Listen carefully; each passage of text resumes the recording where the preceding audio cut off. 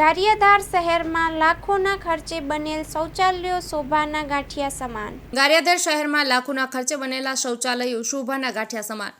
ગારિયાધાર શહેરમાં સ્વચ્છ ભારત મિશન અંતર્ગત લાખોના ખર્ચે જાહેર શૌચાલયો બનાવવામાં તો આવે છે. આ લાખોના ખર્ચે બનેલા શૌચાલયો હાલ શોભાના ગાંઠિયા સમાન જોવા મળી રહ્યા છે. આજ અમારી મીડિયાની ટીમ દ્વારા રિયાલિટી ચેક કરતા જાહેર શૌચાલયો પર ખંભાતી તાળાઓ લટકતા જોવા મળ્યા છે.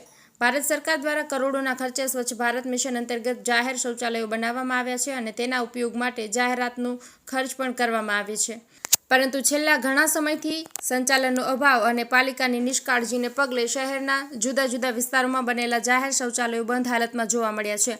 આ જાહેર શૌચાલયો ચાલુ કરવા બાબતે અનેક વખત રજૂઆતો કરવા છતાં સ્થાનિક તંત્રના પેટનું પાણી હલતું નથી. લાખોના ખર્ચે બનેલા જાહેર શૌચાલયો તંત્રની નિષ્કાળજીના કારણે શોભાના ગાંઠિયા સમાન જોવા મળી રહ્યા છે. અહેવાલ બાય મા ન્યૂઝ પ્રતિનિધિ અશોક ચૌહાણ, ગારિયાધાર.